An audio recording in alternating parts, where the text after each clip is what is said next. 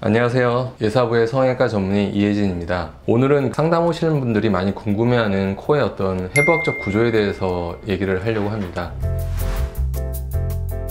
미간 쪽에서부터 한 중간 정도 부위까지 콧뼈가 약간 이런 형태로 구성이 돼 있고, 초록색으로 보이는 이 부분이 비중격 연골이 됩니다. 코끝 수술의 대상이 되는 코끝 연골, 콧날개 연골이 이제 코끝 부분에 이렇게 양쪽으로 이제 한 쌍이 이렇게 존재하게 됩니다. 제일 위에 뼈가 하나 있고, 가운데 이제 비중격 연골이 있고, 비중격 연골의 양쪽 옆으로 상회측 연골이 있고, 그 다음에 그 밑에 하회측 연골이라고 부르는 콧날개 연골이 구성되어 있어서 연골은 총 5개로 구성되어 있다고 보시면 됩니다. 콧대는 이 뼈 있는 부분과 그 비중격 연골이 차지하는 이 부분을 전체적으로 콧대라고 보시면 되겠고요. 그 다음에 콧날개 연골에 의해서 구성되는 부분을 코끝이라고 보시면 되겠고, 이 연골이 이제 더 이상 존재하지 않지만 이쪽 바깥쪽으로 둥글게 튀어나온 이 부분을 이제 콧볼이라고 보시면 되겠고, 그 다음에 코끝에서 입술 쪽으로 연결되는 이 부분을 이제 비주라고 보시면 됩니다. 융비술은 코 성형에서 제일 많이 하는 수술이고, 콧대, 코끝을 높이는 수술이다 라고 생각하시면 됩니다. 그 매부리가 있을 때 그 매부리 자체를 이제 깎는 것도 핀 코를 교정한다든가 콧뼈 내지는 이제 비중격 연골을 교정한다, 이런 것도 이제 콧대 성형에 포함시킬 수 있고요.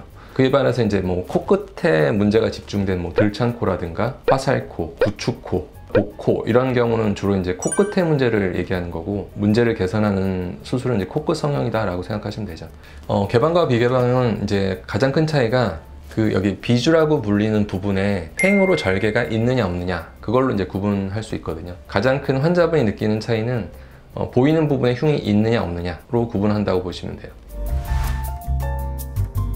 그러니까 코가 좀 이렇게 얄쌍하게 보이는 게 아니라 코끝과 콧볼이 뭔가 이렇게 너무 이렇게 경계 없이 연결되는 느낌, 그래서 이제 퍼져 보이는 그런 형태를 말하는데요. 피부 조직 두께도 좀 두꺼운 경우가 많고, 그리고 연골도 작고 좀 퍼져 있는 경우가 많거든요. 코가 짧은 거를 말하는 거죠. 시작점과 코끝까지 길이가 단순히 짧다 이게 아니라 비순각이라고 얘기하는 이 각도 자체가 이렇게 들려 있는 경우를 말하거든요. 그러니까 정면에서 보면 콧구멍이 많이 노출돼 보이고 예뻐 보이지 않는 그런 느낌을 말하죠. 화살코는 어떻게 보면 한국 사람에서는 들창코보다는 좀 더 적은 비중이다 라고 볼 수 있는데, 그러니까 각도로 따지면 이게 비순각 자체가 90도 이하로 이렇게 좀 작은 경우.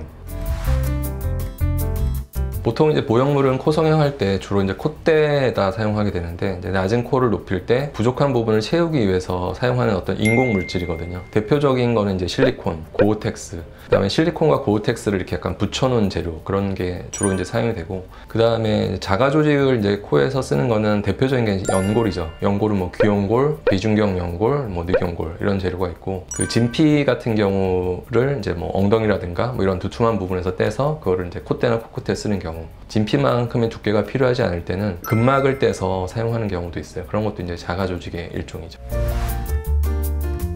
상담에 많이 도움이 되실 수 있도록 그 코의 어떤 구조에 따른 그 명칭 이런 거에 대해서 얘기를 나눠봤는데, 이걸 보시고 상담을 받으신다면 더 이해하기가 쉽고 빠른 시일 내에 좋은 상담을 할 수 있을 거라 생각합니다. 감사합니다.